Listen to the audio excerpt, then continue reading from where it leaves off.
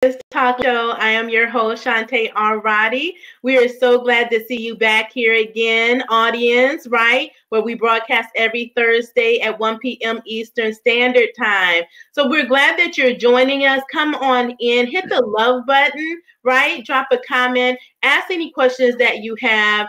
Every week we bring you a new entrepreneur that's here to share their story and their journey with you, to inspire and empower you to pursue your dreams, right? And to succeed in business, to know that you can overcome any challenge, any barrier, that there's no limits, right?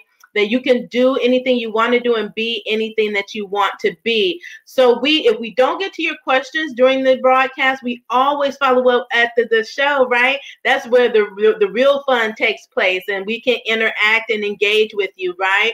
So with that said, I just want to get right into it and introduce our newest guest. I know her personally. Her name is Eboney Thompson. Hi. Hi, everybody. How are you today? I am so good. We're so glad to have you on. She is the CEO of Hustle N Heelz, and she has some other business ventures that she will be talking about as well. So we are so excited to have her with us today, and we are excited to hear your story, right? And so thank you so much. So Eboney, if you can just introduce yourself, tell us who you are, what you do, and who you serve.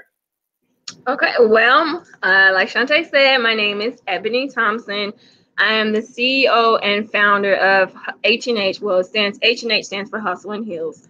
I'm a big shoe person. But it's Hustle N Heelz, life and visual development. I am a life and visual branding coach. I've been doing it for a long time now.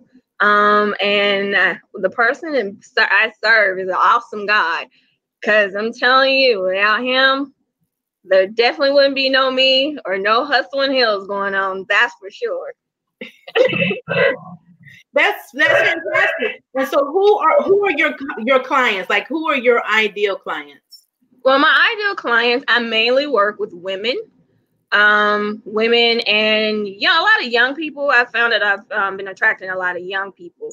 And what we do is we help them. My whole motto is to dream again, but this time execute. I know as women, we wear so many hats. We're the mom, we're a girlfriend, we're the wife, we're the CEO of a company. We wear so many hats on a daily basis, but a lot of us are not living the dream that was placed in our belly a long time ago. So what I do is, whether it's in life, dealing with life, or whether it's actually dealing with their business. You know, a lot of women, they start businesses and they don't know where to go. And so they get frustrated and they give up. And so I brand both of them together. And what we do is I deal with a lot with mindset. We deal a lot with mindset, time management, goal setting, and then we get into some other stuff. But it's, you draw what is your number one dream? And so we go from there, and I create an action plan for them to actually execute it, because I believe in dreaming out loud. I love that. And so we talked about your dreaming, right? And so I put that up on the screen because I think that's so important. But even more than that is the execution, because we talk so many times that sometimes we get stuck in the planning. And like you said, we get overwhelmed by the process. And that's why we need the help, right? And I was listening to one of my peers earlier that talks about, we don't see our own blind spots. That's why we need others around us. That's why we need professionals. That's why we need a community of people to really help us, because we're expert at what we're expert at. But sometimes we can't see our own blind spots. We can see other people. That's why we can help them. Exactly. And that's why we need the help for ourselves. So that is so good. So how long have you been in business? I have been officially in business for like 5 years, but I have been coaching probably about 10 or 11 years. It's just taking that leap of faith and believing in myself to actually, you can make this a business, because you hear those naysayers that say, oh, that's not real. You're not going to make any money. You should sell a product. Well, I may not be the one to sell a product. It may just be, a lot of people need to dream again. You know, a lot of women, they forget to dream. They get so caught up in the day-to-day that they forget. So I believe in service. I'm a big person. I'm really big on service. So I believe that this is my way of being able to give back to and actually made it into a business. That's fantastic. So I like what you're talking about women, and a lot of times like we give and we don't give back to ourselves, and we get caught up in so much of the day to day and what we're doing that we do forget about ourselves. And so it's important. And so let's talk about that. What are some maybe tips or strategies for breaking out of that mold and dreaming again, like really focusing on the woman herself, to get her to the place that she can dream and then execute? Well, I'm really big on self-care. Self-care and self-care of the mindset. You know, a lot of people, excuse me, you hear self-care, you know, it's the mani and the pedis, it's fine. Those are great. The massages are great. But what are you doing internally? So that's where I go. I start internally. And one of the ways I do it, like, don't forget to, it's okay to be selfish and selfless at the same time. You have to think of yourself first sometimes, you know, well, and a lot of time, all the time, because if my glass is empty, how can I pour into someone else?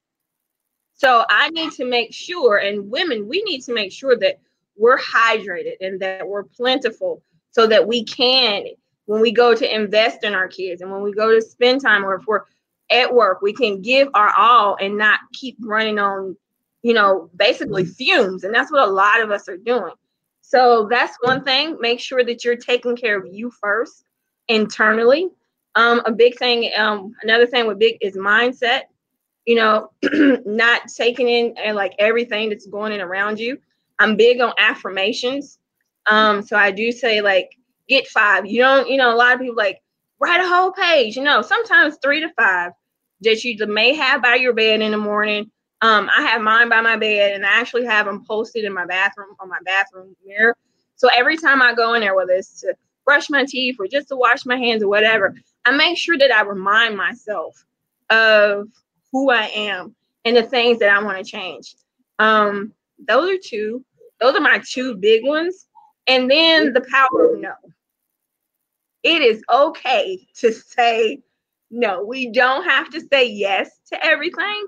It is okay to say no, because we get so overwhelmed that we feel like we have to say yes to everybody and yes to everything, and you're draining yourself and you're not pouring back into yourself. So if you are pursuing a dream or you do have a deadline, now you've surpassed your deadline and the things that you're supposed to do to get your dream into off course, and not off course, but back on the path and living it.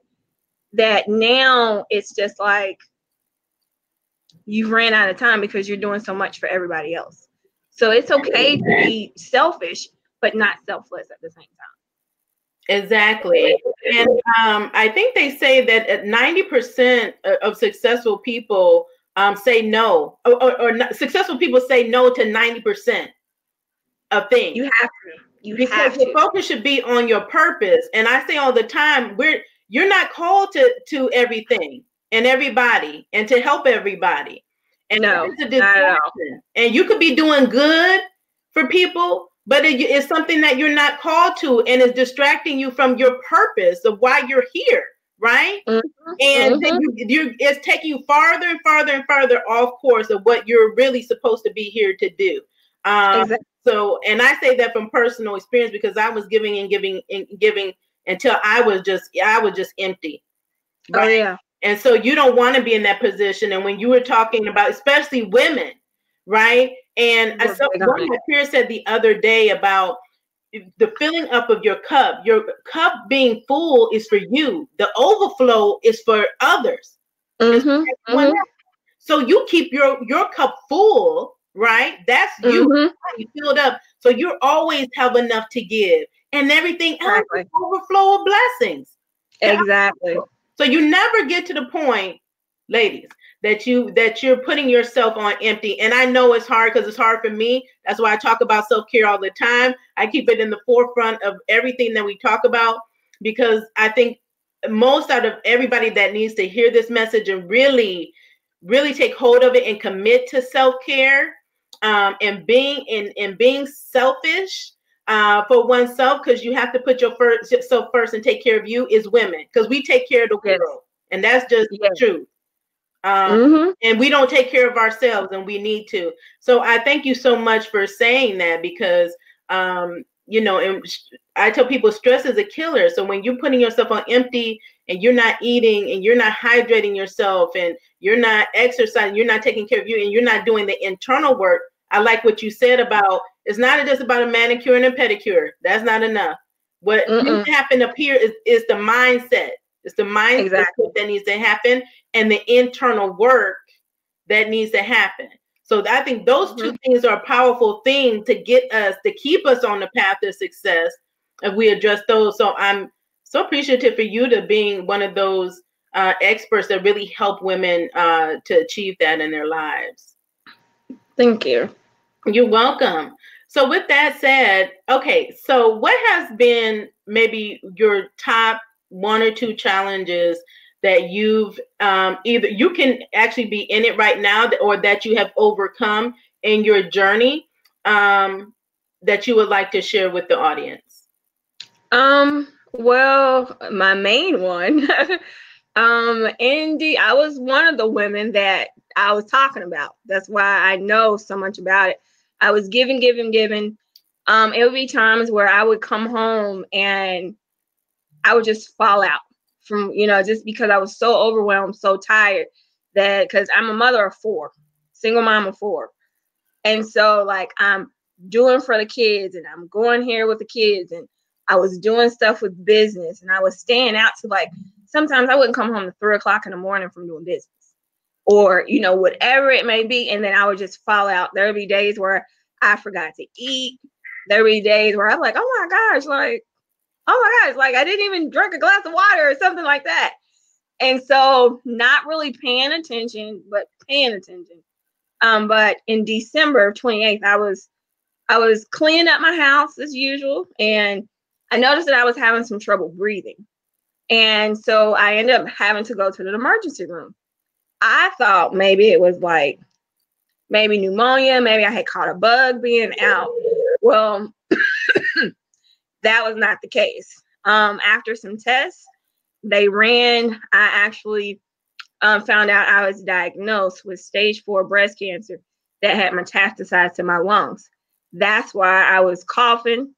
I had a cough, and now, like, people think that I'm sick, and it's not sickness. It's actually still from the tumors that are actually on my lungs still. But in that moment, to be perfectly honest, clients weren't on my mind. Food wasn't on my mind. The only thing that was on my mind at that moment was my children. I'm their mom. I'm the only one that they have. And it is, what do you do then? So my whole mindset within a matter of a 2-minute span, I could hear the doctor saying, oh, I'm sorry, and all this kind of stuff. In that moment, it wasn't about his sorries or anything like that. It was my kids. And what did I need to do, the process that I needed to go through so that I could be here for my kids. And, a lot of people, when they hear the C word, they're just like, oh, I had people, you'd be amazed. I had people that was already putting me in the ground and saying that I was dead, like giving me sorries like that. So I had to tune those people out and get myself in a mindset. I'm coming through this. I am already healed.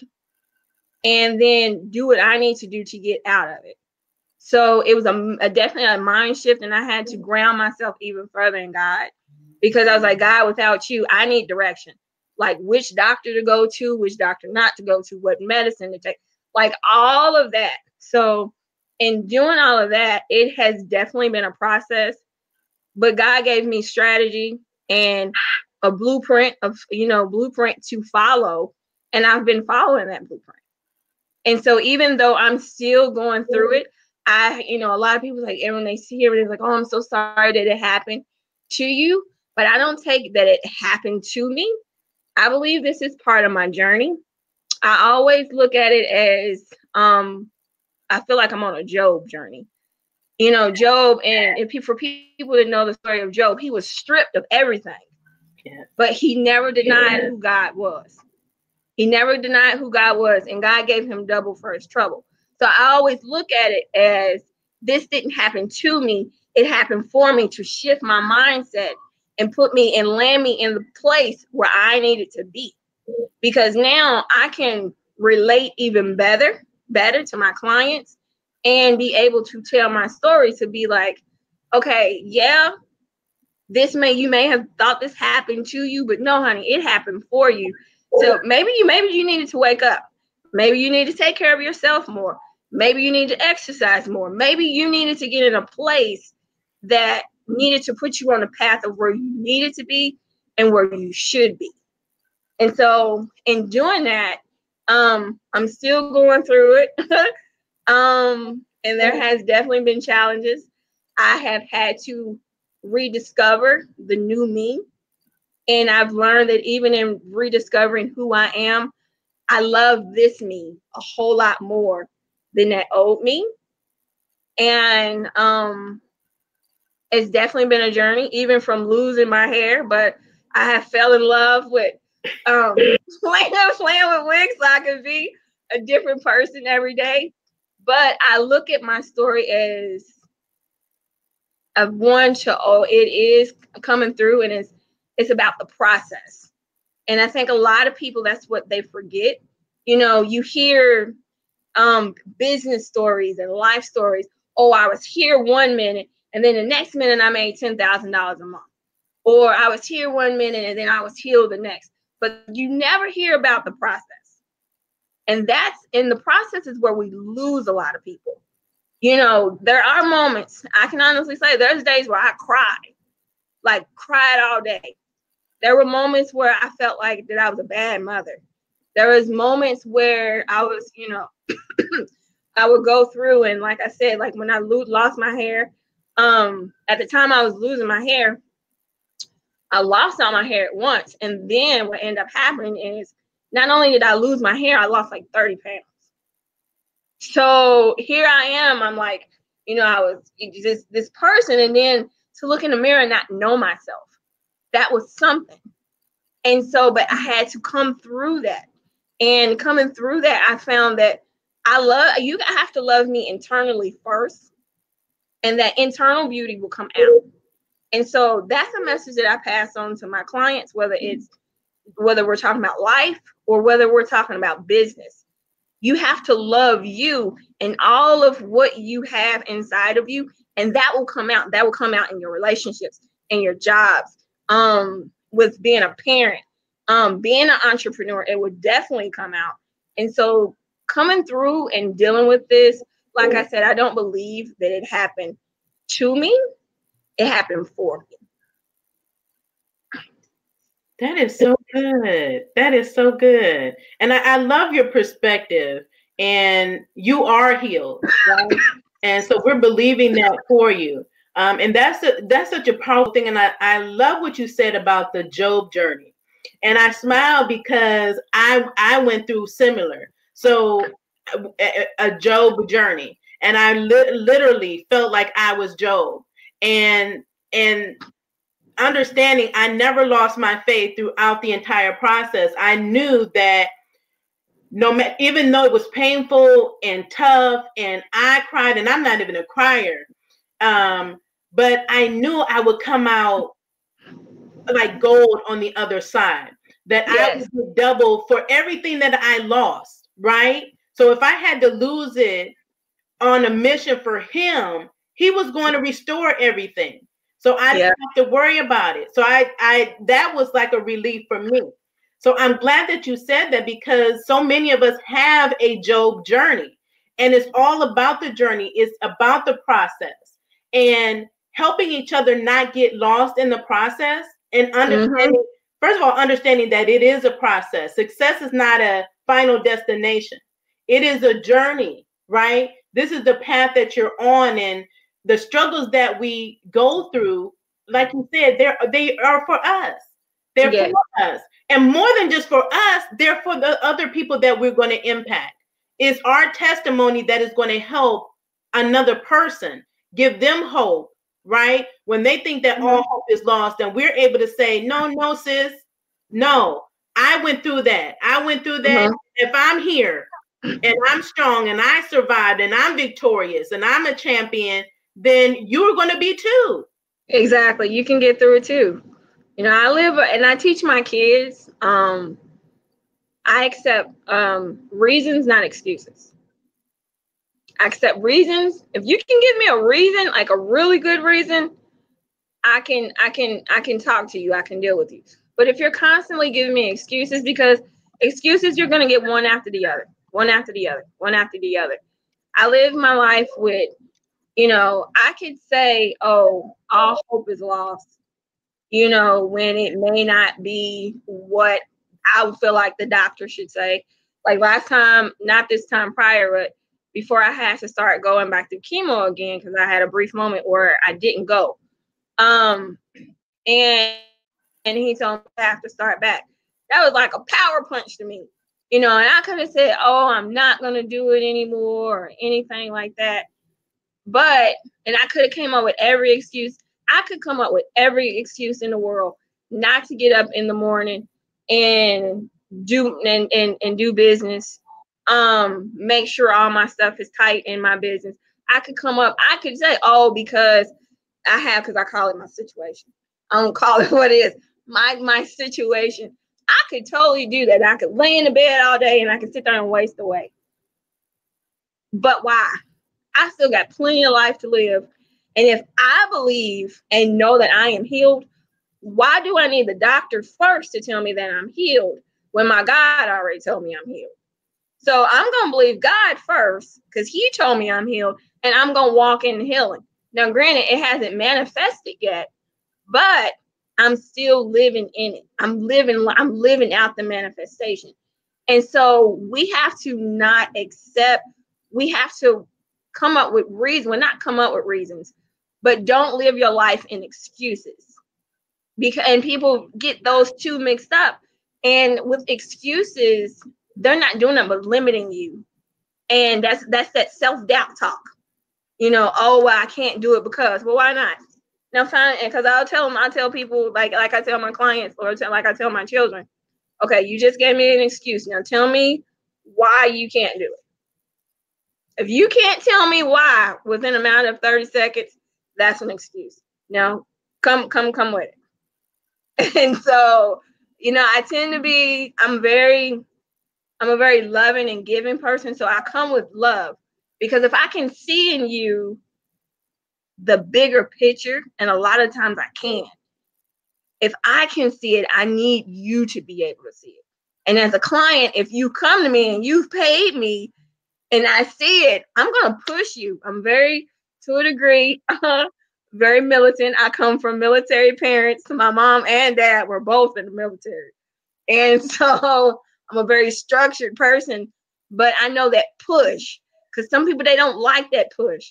But I'm forever grateful for the people in my life that gave me that nudge and gave me that push, because look where I am now.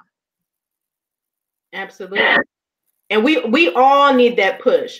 And that's only because it's an uncomfortable place. Oh, and yeah. We're comfortable and complacent. But it's time to do something different. It's like, if what you're doing isn't working, that means it's time to do something different. We need somebody to push us and like kind of snap us out of the zone that we kind of get ourselves into, of complacency and just being comfortable, right? So, you know, I appreciate whether it's I'm paying a coach or consultant, or I have a tribe of people, and we all need it. Those people that are going to be truthful with us, honest, they're loving, but they're going to push you, you know, because what we put limits on ourselves. And yes, we do. Said that excuses are limitations. We don't live in a world of excuses. We live a limit. We live without limits. That's why I tell all the ladies, right? So I love that because we put limits on ourselves. There are no limits. Whatever limits you think they are, they don't even exist. But in your mind, that's why mindset work is so important to get limiting beliefs, because we only a lot of times know what we've experienced or what people around us. And that is not all that there is, because we haven't seen it.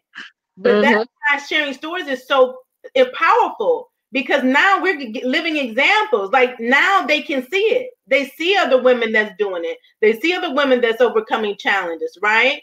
That has a Job journey, right? Or balancing family, life challenges, and entrepreneurship. That's a lot. So when you just being an entrepreneur is a lot. That's enough in itself alone. If it was just that, but it's not. Right. So that's why I want entrepreneurs to know, like, no matter where you are in your journey, if you don't think you're successful or not, you are. The fact that you even took the step into entrepreneurship, wherever you are, is a success, because so many aren't able to do it. So many can't do it, because if it were easy, everybody would be doing it. Exactly. But when you have that, then you have life hit you, like it hit Ebony. You have children, spouse. It's a lot. So we need strategies. We need help. We need that support. So can you tell us about your world of support? What does that look like for you? Your community of support. What does that look like? The support that I get, or the support that I give? That I get? That you get that has helped you on your journey, like to get to the place of strength, right? Oh, it has. I always talk about the root friends and the other parts of the tree. I have been very blessed, very, very blessed beyond measure with some grounded people, like really, really grounded people around me that without a shadow of a doubt, when they found out, they like went into straight prayer. It wasn't, oh, woe is me. Oh, no. There's like, oh no, you coming up out of this, whatever it was. They check on me daily. They check on me, they pray on me, they call, they make me laugh. I had some sister friends that came out, flew all the way, because I'm originally from Kentucky. They flew me out. They flew out here and they came and visited and came and saw me. That meant the world to me. And even then, when they came, I ended up in the hospital, but they came every day that I was at the hospital.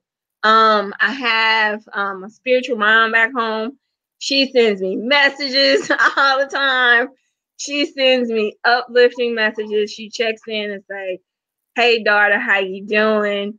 And then, like, my mom, she's been out here like 2 or 3 times to see me. She talks to me every day. And so, like, just having that support. And then I have other people here, like I have a friend who takes me to the doctor, like, every time I have a chemo appointment or a regular doctor's appointment, whatever it may be, she puts it into her schedule to where she takes me to it. So, like, God has really blessed me with people who aren't woe is me people, but they're on the mission to they see me healed as well, and that's a big part of it, because one thing that I say, whether you're going through this or whatever your trial may be that you're going through, you don't need naysayers around you. You don't need naysayers around you. You don't need unhappy people around you. You don't need people who are just always like self-doubting and a lot of times they come with love, but they're just that negativity is just in them. You don't need that kind of stuff around you. So, like, even me, like, if I talk to somebody and they're coming with negative, I'll stop them in their track. I'll either call you back or I just won't answer the phone, to be perfectly honest. But it has been a joy to see. And then in the moment, you see who your friends are. You see who your friends are, and all those people, oh, I'm there for you, I'm praying for you. No, you're not. No, you're not. So don't tell me that, because if somebody tells me, oh, I need you to pray, that please pray for me, I stop right there. Whether it's written, whether I call you up, I'm praying for you right then and there to let you know that I am praying for you. So it has been, and I've had a lot of people who have been a blessing to not only myself, but my children as well. So it has been comforting to see who's really been there, those core key people that even sometimes they don't realize. It'd be moments where they may call or they may send a text or they may send something funny. It's in that moment that I needed it. And so that has been a world of difference, just having that knit of people around me and that's really in my corner. Not, when they say you find out who your friends are when you're at your lowest. And like I've had low moments, but I explained to a lot of people that this has been my lowest of lows. But I look at it once again that didn't happen to me. It happened for me, because I know God's going to elevate me. I know he's going to bless me and bless not only me, but he's blessing my business. And as I go up, those core people that was with me, that's who I'm taking with me. So it has definitely been great to see a lot of support, the support that I've been given. And then like I've had like a lot of people that I've met via social media. Heck, they've been more supportive than some people I've been knowing for 20 years. So it's been a blessing to see who like really wants to see you do better. And not only just, because of the situation, but like in my business alone, they're just like, oh, you done people promoting stuff. I was like, okay. So it's really been, it's been great to see, because I've always been that one to be the promoter, but now to be on the receiving end, it's like, it feels good. So yeah. I know. I'm so with you on that. It's like, oh my goodness. But right. Audience, I think what you said is like so important. It's so important that we have a community. And like you said, this is so true. And I've said it many times. Your biggest supporters oftentimes aren't even in your family. They're not who you think your friends are. They really are online. Like we're part of the online community. And they are my biggest supporters. And that's a powerful thing. You decide who's in your circle. And a lot of times what's hindering us on our journey is the people that we're around us, that are attached to us. And I demonstrated the other day the difference between a connection and an attachment. And a connection is power. Attachment is an energy drainer. So you have to look at your circle, right? And if you don't find other like-minded, right, purpose-driven women or entrepreneurs, people that believe in you, believe in your dream, those are the people that you want to be around. You don't get stuck or sad because of the people that don't. Yeah. And I know we get disappointed. It's devastating. You think your family is going to be there.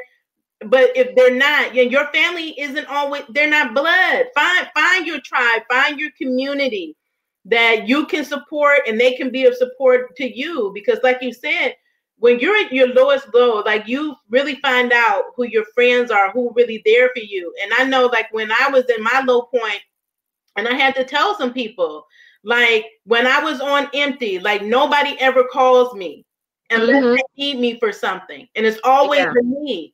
And it's like, hi, hello. Like, you think I have a need? Like what? And so I'm not always 100. Right. They think because we look powerful and people would tell me, oh, you look this and that on social media. I don't care what it looks like. If you are my family or you consider a friend, you should pick up the phone and you should look and really care about what's going on. And it shouldn't be just when you need something. Right. Exactly. And so Exactly. oftentimes as women, we're in that position. And it's like, so you have to find your tribe no matter where they are. You could be here in the US and find your tribe in another state, in another country, right? So a lot of my tribe are online. They're not even here in Cleveland, Ohio. Right. But find the tribe that believes in you, believes in your dreams, and that can help you really get there. And everybody else that's a distraction, move them on to you can love people from afar. Don't think you have to be up close to people just because they're family or they were once friends. Sometimes people are in your life for a season. They met the need, they would serve a particular purpose. That don't mean that they're meant to move with you to every level that you're going to. Exactly. Some people are not in the place to do that. I mean, and some people aren't in the mindset, and that's something that I have noticed. But it's just like on this journey, a lot of people aren't in the mindset to celebrate you because they don't know who they are. They're dealing with their own situations. So, and then when you like, oh, guess what? I got a client today, or somebody did this and this and this.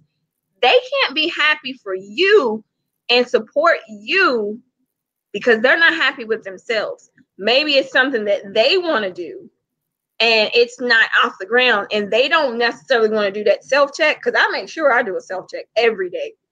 And maybe it's, they're just not in the mindset. A lot of people, it goes back to mindset.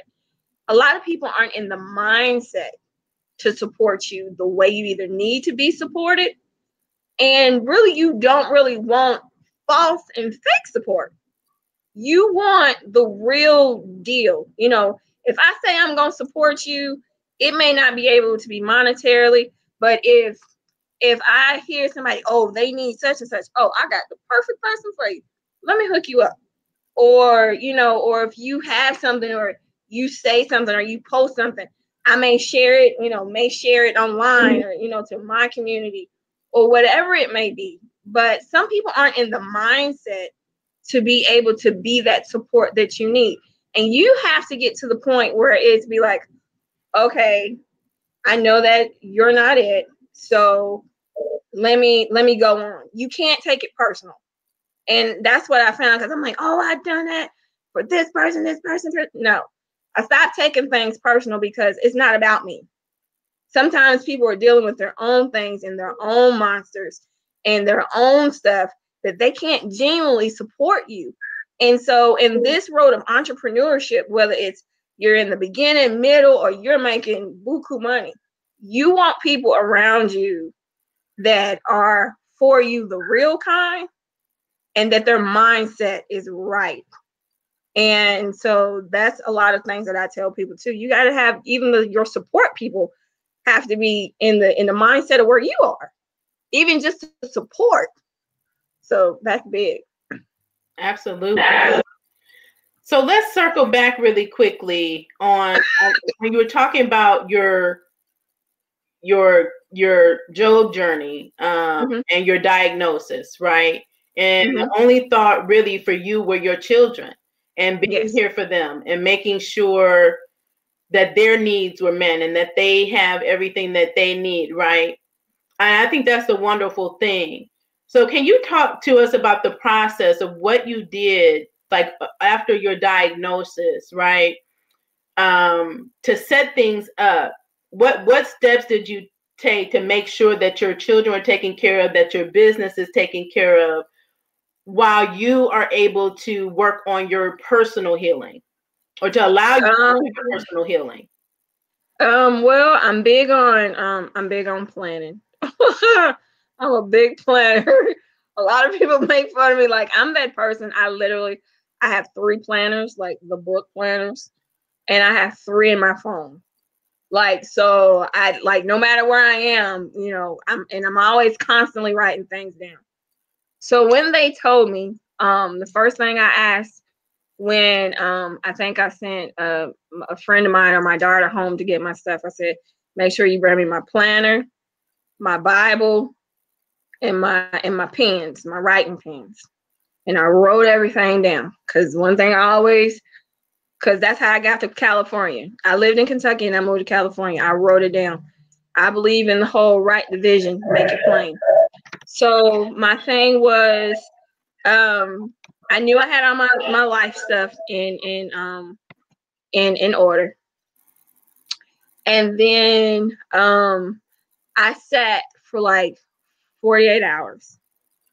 And in the mornings, even at the hospital, I would get up super early. I would play the number one song I played every morning was Tasha Cobb's You Know My Name. And I would sit there and I would listen to that.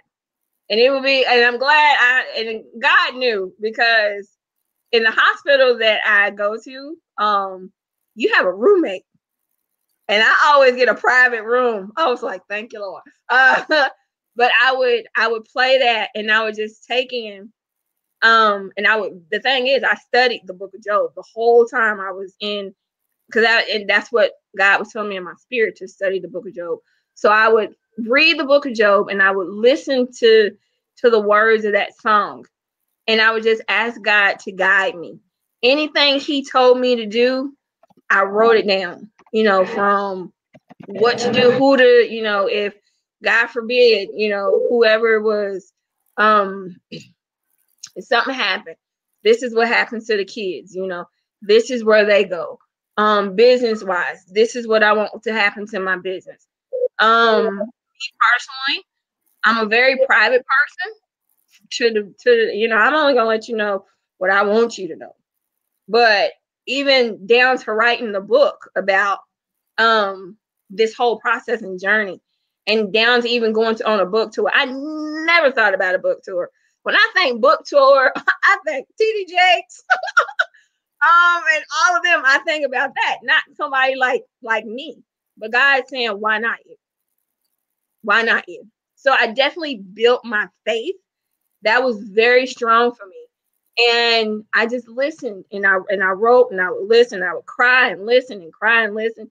But my pen was steadily moving. And like people was buying me journals. I think I journaled up. I was in the hospital for 2.5 weeks. I used a whole journal. So I wrote everything down. Then when I got into a headspace, I did it in compartments. Okay, this is what I need to take care of first. This is what needs to be second. And then I compartmentalized it. So I know there's an action plan. What do I need to do now? What does my focus need to be? Where does my focus need to go? And then so I compartmentalized so that now I can, once I get to the section that I need to, I knew how to execute. And I always pray about it and then I execute from there. So that has helped me with writing it down, writing a vision, and then the execution has been really big. So now if I have and I make sure that I rest. I go back to that self-care. When my body says sit down, I sit down. When my body says lay down, I lay down. When it says eat, I eat. And so that has definitely helped along the way. And that has helped me not only just get things in order. So that's pretty much what the process has been. That's really good. So no matter what it is that you're going through, I think in your journey, writing it down is key. Like so, like you, I wrote it down. Like every vision I had in my mind, I put it on paper and then I mapped it out in a spreadsheet. I think that's so important. And building your faith. And I think through times like this, through trials and tests and struggles, that helps to build our faith, right? In our character. And I think it brings us closer to our Creator, closer to us, and knowing and understanding who we are, which is a powerful thing. And sometimes when we get too comfortable and we think, okay, we made it or we achieved a certain level of success, we get comfortable. And like God is really like nudging us sometimes to say, no, I want better. I want greater from you. I'm taking you to another level. And it's like, like I was comfortable where I am. And that was good. That was good. God, what you doing? Like he's like, no, like this is the next level. And I think sometimes what people don't know, because I think society, social media glamorizes success, glamorizes entrepreneurship. Yeah. So much. They don't tell you everything though.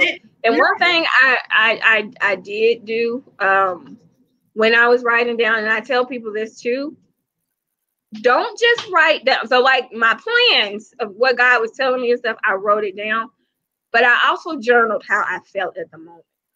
There was times where I would be like, I'm just so depressed and this and this. And I wrote the good, the bad, the ugly.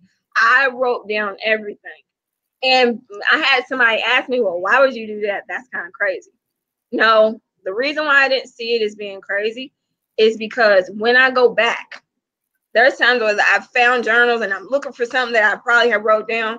And I go back and I read about that first week that I was in the hospital or something like that.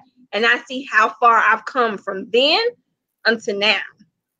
So, it's progression. You can see your progress. If we don't write it down, in those moments where you're just like, oh my God, I'm not doing what I need to be doing. I'm not where I want to be or anything like that. When you write it down, you can see how far you've come, whether it's a week, a month, or 6 months, even years down the road. Like I found journals from years ago when I prayed about, moving and relocating myself and all this kind of stuff. And next week I'll be celebrating being here and living in California for 3 years. We don't have any family out here. I took a leap of faith and I left Kentucky. All my family lives in Kentucky. And I moved here to California and relocated, me and my 4 kids. And I tell anybody that was the best move I could have ever made. That is so wonderful. So you have to be able to take the leap of faith, right?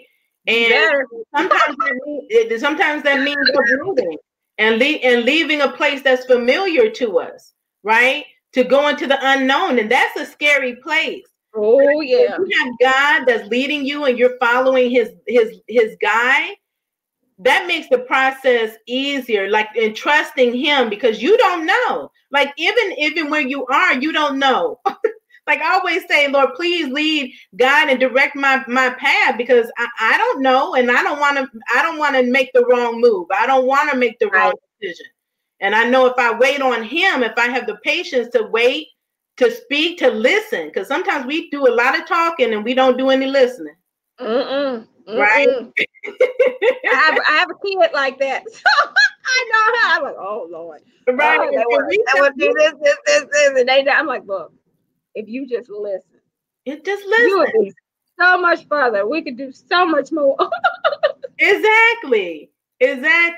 And we think we know what's best. No, and then we're on the wrong path. So right. There's power in the journey and power of taking the leap, doing things on faith. When God tells you what to do, it doesn't matter if somebody else is telling you that you're crazy. Because I'm telling you, the more and more successful you become, the more and more people, they watch you, but more and more people that are not going to be behind you. They're going to be spectators, people on the sidelines that is not even in it, don't have the courage you have to even get in the ring and want to tell you what you're not doing and what you should be doing, and you crazy for this and crazy for that and what you can't do. You don't listen to the outsiders, right? Oh no. Right? Oh no. If they not in the ring doing what you're doing, they didn't put on the gloves, right? They're not willing to go to battle, then it doesn't even matter. Right. Because my favorite question, when my favorite response is when people, oh, this and that, or I'm like, so what is it that you do? Okay. And a lot of times that shuts people up. And I'm not doing it to be a smart aleck, but the thing is, how can you tell me what I should and should not be doing, and you're not doing anything but watching Netflix all day? Like, I have a Netflix account, and I have a Netflix account, I got a Prime account, I got all those accounts. But at the same time, I know when to buckle down. When it's rest time, me and Netflix are like this. But other than that, I'm up. Like I said, I've been up since 4 o'clock this morning. By 5:30 this morning, all the emails that I needed to send out was out. All the responses that I needed to have was out. I was at Target preparing to get the stuff for my baby girl's birthday tomorrow. I was there at 8 o'clock. And so a lot of the stuff that I need to do, which goes back to my calendar, and plus I had like 4 conference calls, all in that span of time. I knew when it was time to buckle down to business. I don't take too many personal phone calls in the morning unless it has to do with the kids or something like that. I even schedule that. Like, I talk to certain people after a certain time because I see the vision that God has given me, not only for my life, but for my business. And so I have to take that time to not listen to what other people are saying. And so you can't tell me that, oh, well, this is what you should be doing. And this, how can you sit there and tell me that and you're not doing it yourself? I believe by leading by example. I can't tell you, and I can't tell my children or anybody else to do something that I wouldn't do. So if I'm not going to do it, what do I look like telling somebody else to do it? And vice versa. How can you sit there and tell me, oh, well, and like, especially when people found out about my diagnosis, oh, well, this is what you should be doing. How do you know? Oh, this is something you read. Okay. But how do you know it works? You know, different stuff. And I know a lot of people was coming from concern, but until you're in it, you really don't know. So, yeah. That'd be my focus. What do you do?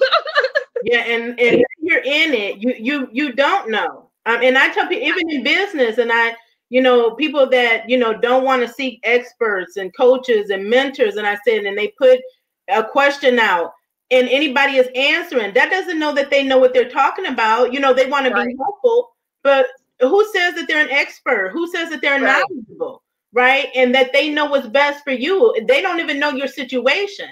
That's why you need someone like a mentor or coach, someone that is personally gets to learn you, learn who you are, learn about your business, so that they can effectively help you. And you have to be vulnerable, open enough, and trusting to let people in to be able to help you, so you don't stay stuck. Like, we're not women of staying stuck, right? And excuses. We make it happen. By any means necessary. By any means necessary. Do what you need to do, right? To make it happen. And you definitely can. So I have 2 final questions for you. Okay. Can you tell us, what has been your biggest success thus far in your journey? It could be life, business. In life, I would think I can actually say with life, definitely, like, coming through and seeing like the progress with the situation. But success wise has been the move that I made. Like I said, all my family is in Kentucky. And when it was put in my spirit to leave, that's all I heard. Well, why would you leave your family? And all your support is here and all this kind of stuff. But I knew in my heart of hearts that I had to leave. Like, it was a burning desire that I knew that I had to leave. So a lot of people, and when I say a lot of people spoke failure over my move. Like, failure. Oh, you'll be back within the first year. You're not going to make it. You're not going to do this. I had people talk bad or say stuff about things that would probably happen to my kids, because all I hear is California, and I live in LA. So I live on the outskirts of LA. I live in the valley part. Nobody knew where I was living at. All they heard was California or whatever. And like I said, on 9/11, I arrived 9/11. I sold everything in my house. I pretty much gave everything in my house away.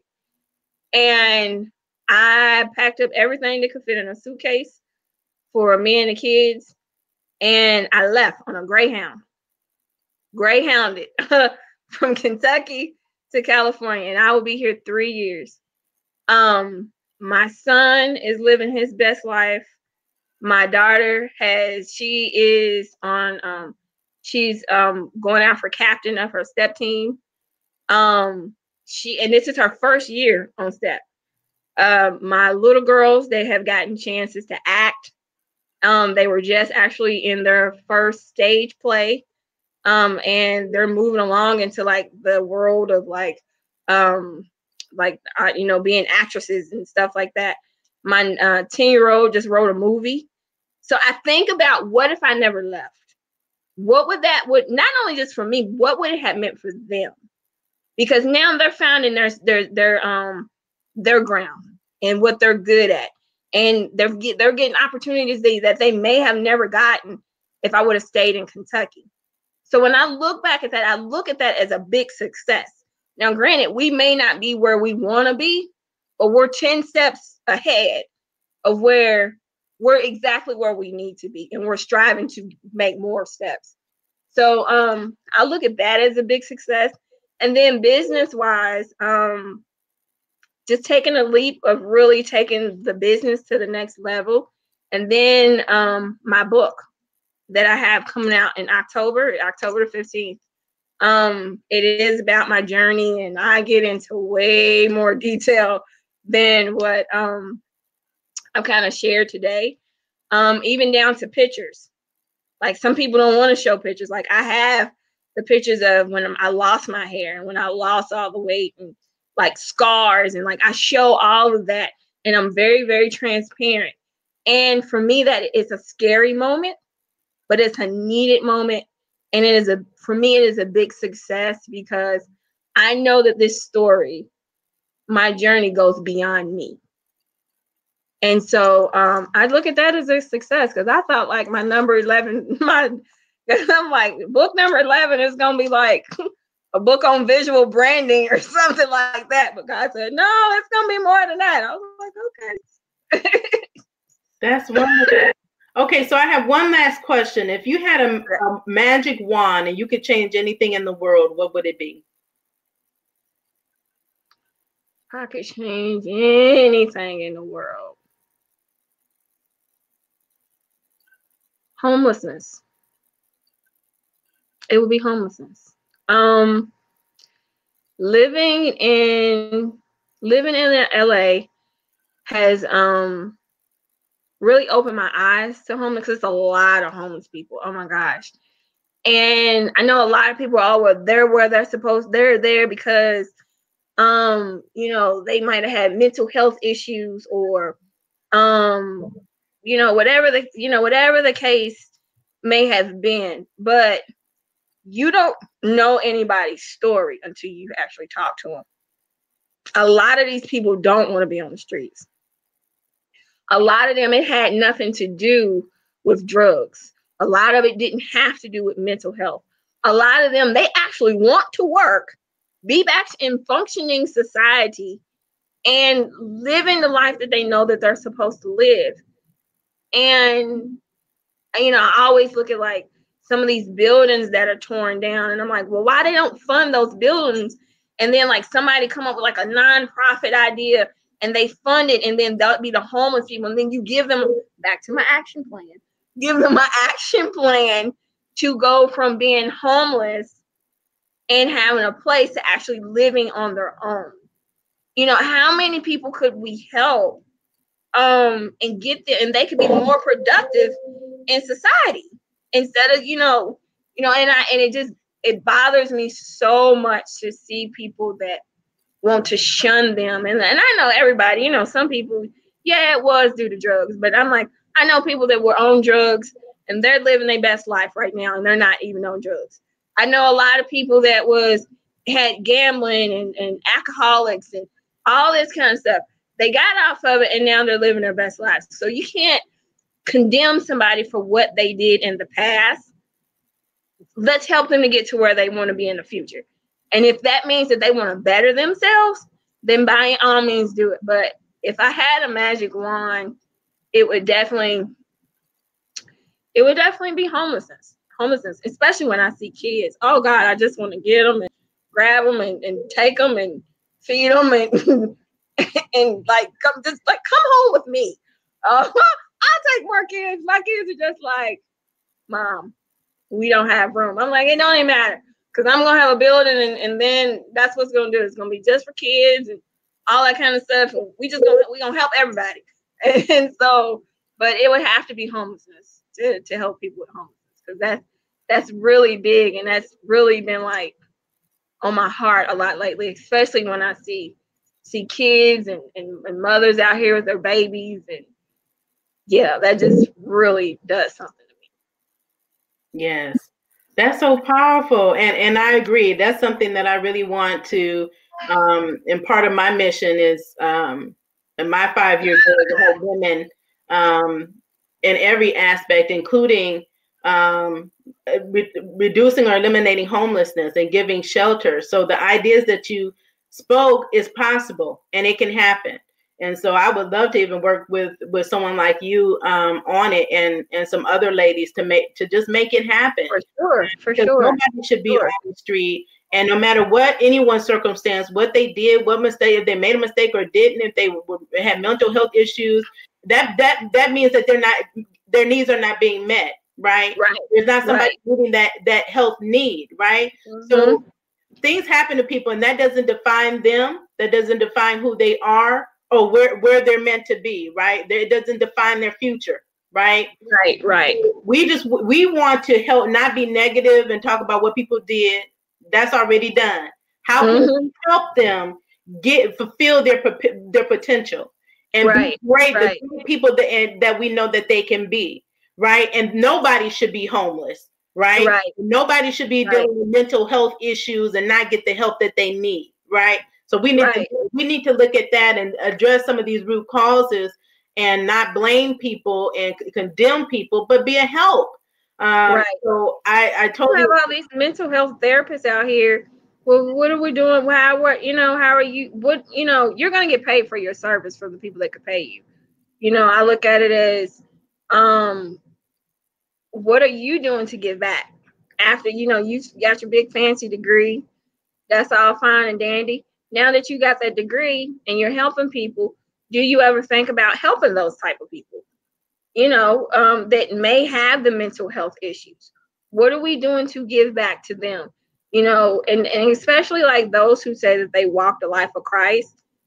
Jesus was in like what my daughter said, Jesus was in the hood. But I mean, when you look at it, he ate with, prostitutes and gambling, people gambled and all that kind of stuff. But I think a lot of people, we get back to the comfortable. We get comfortable with where we are. And sometimes we tend to forget that we only a step away from being them.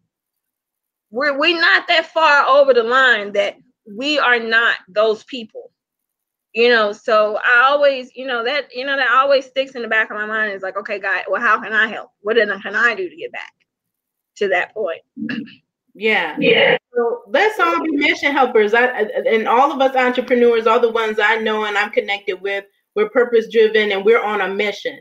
So these are things that are a great mission. I know a lot of you entrepreneurs that are watching us, and please leave in the comment if you have a mission that or a cause that you care about, that you want to initiate, or that you're initiating. Would love to hear about it in the comments, because we need more of that. And there are those of us that are out there, but we need more of us, right? For sure. We thank you so much, Ebony, for being on. Thank you. It's been a pleasure. It was fun. Yeah, we've had such a wonderful conversation. Love hearing your story. And I know I see the comments of our audience out there. So they've been loving it. They've been empowered. They've been inspired. And this broadcast will be available 24 hours a day, 7 days a week, 365 days a year, right here on the Biz Talk Live show. So thank you, audience, for tuning in. If you would like to be a guest, please, we welcome you to join us, to apply to be a guest or to be a sponsor, a supporter of entrepreneurs. You can visit us at bit.ly. /Biz Talk Live Show. Okay, so bit.ly/Biz Talk Live Show. We also welcome all of you. If you're Black women entrepreneurs, we're having an upcoming Success Summit. Yes, we are. Yes, Purpose and Prosperity. So tell your Black women entrepreneur friends to meet us at the Success Summit that will be taking place October 21st through the 24th, 2019. It is 24-hour access. It is a virtual summit. That means that you can be anywhere in the world. You can have any schedule and be able to be in the room and be part of the transformation that's taking place, because we are raising up women. We are raising up Black women, and we're exploding our businesses in 2019. We're not waiting to 2020. We're not waiting for a New Year's resolution. We're doing it right now. We have the experts that are ready to impact your life and your business. So meet us at the Success Summit. You can get tickets at bit.ly/BWP